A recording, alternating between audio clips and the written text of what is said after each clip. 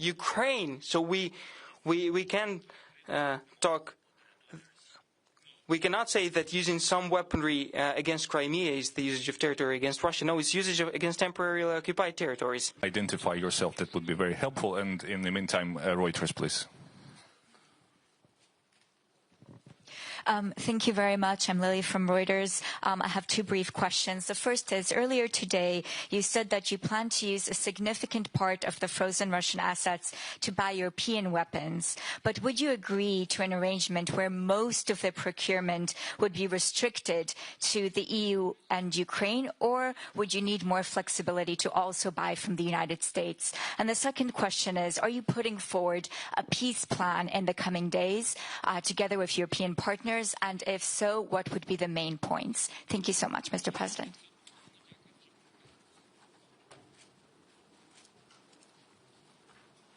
Thank you so much. So, first of all, my position that, first of all, we need to use any kind of Russian money for Ukrainian production and increase it. It's cheaper and quicker.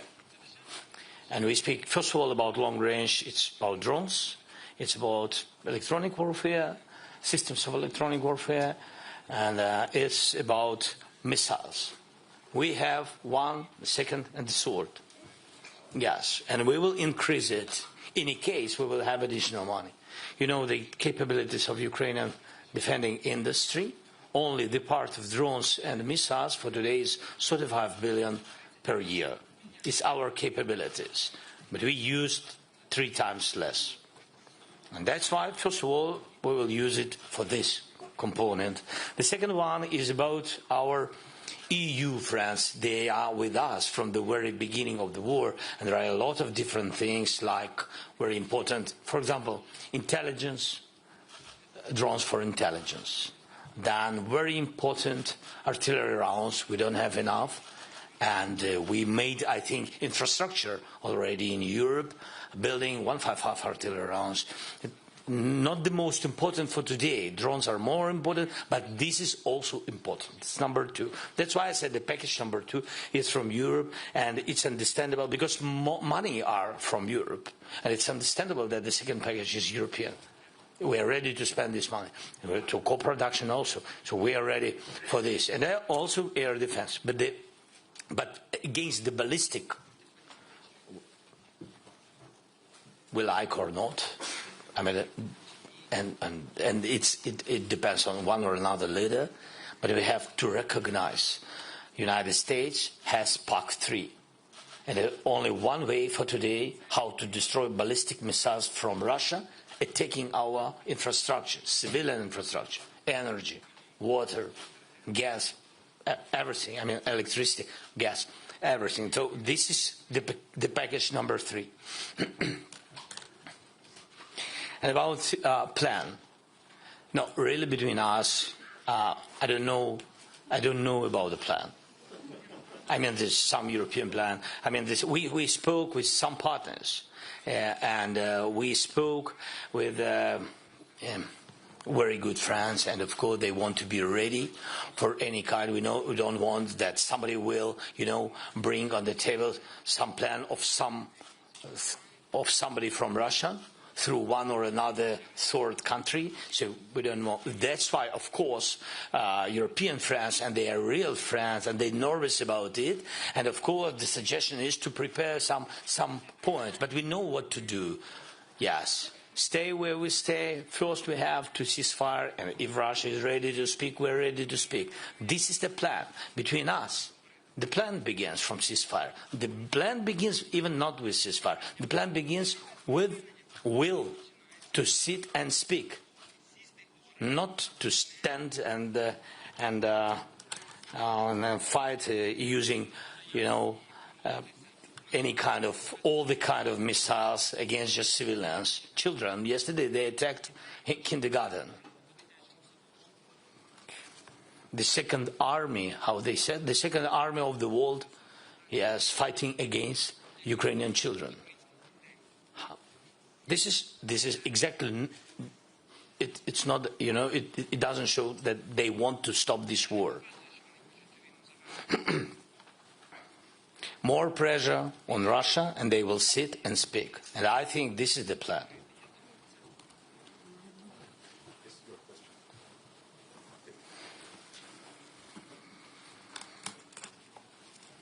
Yes. Hello? Can you hear me? Karen Axelson from the Danish Daily Politik.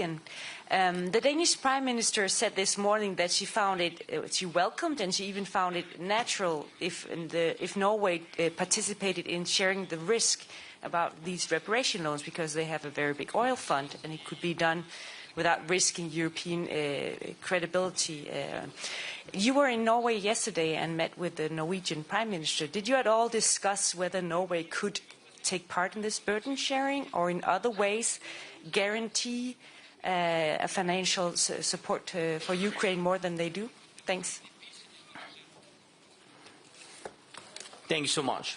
So first of all, I'm thankful to Nordic partners, even more friends of Ukraine. They helped a lot. Now focusing on Norway, and we are thankful to Jonas, his team, and people of Norway. The package is big of Norwegian support, and we are thankful for this.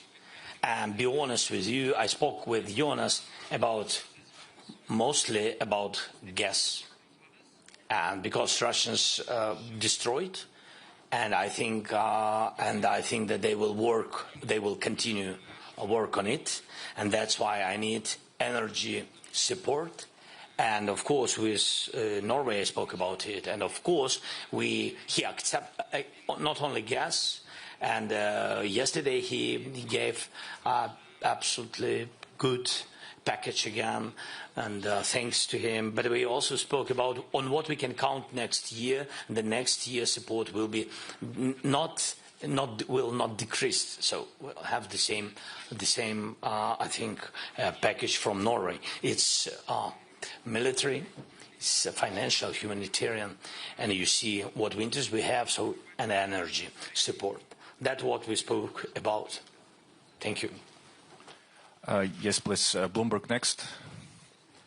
Please stand up so people can see you. Thank you, Mr. President. Andrea Polishano from Bloomberg.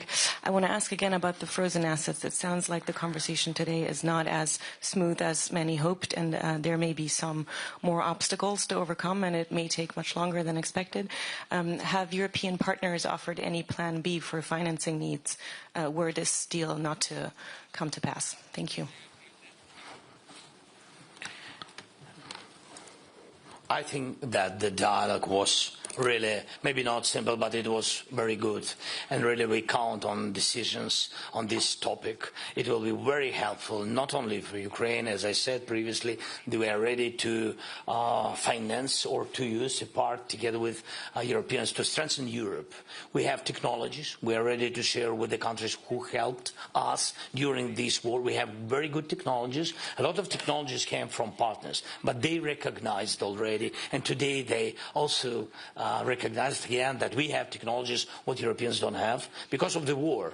I mean, that we have practical useless of these technologies, and we will share it, and we will make co-production. And I think that what Europe needs between us, I think, common, big arsenal, and better Russia know about it. And I think this is just very direct, practical way to do. Part of this arsenal will bring Ukraine. Thank you. Yes, Freedom TV channel, please. Here. Thank you, Freedom. Vitaly Sizov, thank you for your words of support for our colleagues, and that you mentioned this attack during your speech and communication with leaders. My question is about your meeting with President of the United States. Did you expect that situation will change so dramatically just in 1 week, and how you feel these changes? Did you expect that this meeting will be much more positive than media expected? Thank you.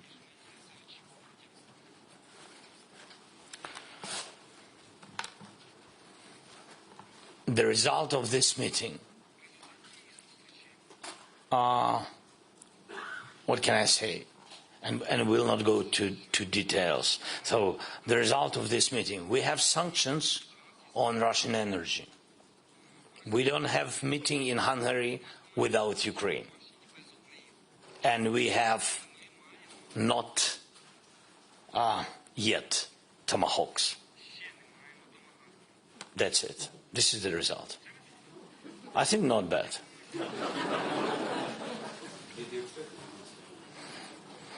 We will see. I don't know, really. Each day brings something. I don't know, maybe tomorrow, I don't know. We will have tomahawks. I don't know. I don't know. Thank you so much. Wall Street Journal, please, far in the back.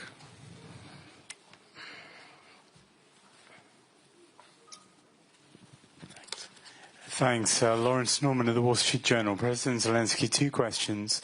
First of all, when does Ukraine need to have the reparations loan ready? When do you need to start receiving the money? And secondly, you commented after the Washington meeting to journalists, you talked about Steve Witkoff and how he was proposing that there could be land swaps and that you may need to give bits of Donbass back. Obviously, President Trump at the end of the meeting said the contact line should be the starting point. But President Trump has been known to change his mind on occasion. How secure do you feel that the US is now convinced that the contact line should be the starting point for a ceasefire and it will not change its mind again? Thank you. Very difficult question. Yeah, really. About the swaps, sometimes we call it swaps, but I agree with some of my friends and partners. It's not the swap when you exchange your territory on your territory. This is the first. It's not the swap when you exchange nothing to your territory. I mean, this is just wishes of somebody. I don't know why. So I mean, it means that, look, Russians will not get some additional land if you will go back from your land. It's not swap, something crazy. I don't know what does it mean. And we don't like swap. In any case, we will not recognize swap on our territory. It's about our sovereignty. It's not acceptable. This is the first. The second, we need, maybe it's the second. This first, you ask about this money. We need it in 2026, and better to have it at the very beginning of the year. But I don't know if it's possible. I don't know. Not everything depends on us. Something depends, and it's good in this question, but not everything. We understand who can block, and we will work with these people. And it's a pity some of them are ready to work, but some of them, it's a pity, even don't ready to listen. And so, but good news that not too much. I think one is not too much. So 1, 2, yeah. So and about what did you ask more? Sorry, I forgot. You asked me some questions. I think that was it. When do you need the money by? I think you've answered that, and your comments about Witkoff and how secure you feel that Trump will stick to the contact lines. But maybe you've already answered that. Okay. Unfortunately, thank you so much. Unfortunately, we have time for one last question, and let it be here from Japan, right?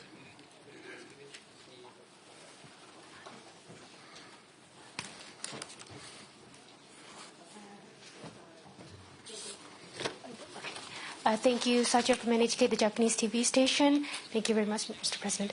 My question is about China. There has been reports that China has been providing satellite data to enable missile strikes inside Ukraine. Can you confirm this is still going on? And concerning the continued Chinese support to Russia, do you think the pressure EU has been putting on China is enough? Thank you.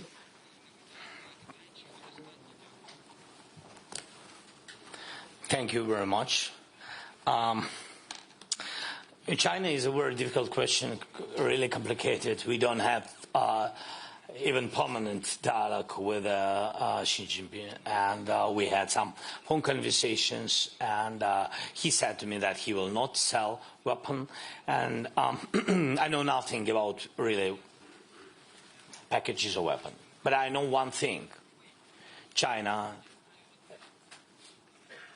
helps Russia, doesn't help Ukraine, and not interested in our victory and in Russia losing, to my mind. And it's not only my mind. I think that's mostly countries who understand what's going on with relations China, United States, and Russia, and Europe. Yes, so understand the same things. I think so. So they are not interested. Yes, Europe has to be strong. They are not interested in unity between USA and Europe, and they are not interested in weak Russia. And that's why I think that they help Russia. Thank you. Thank you, dear colleagues. Unfortunately, we have to go, and so the event is over. Thank you. Work on it. We work on it. Thank you so much. Thank you. All the best.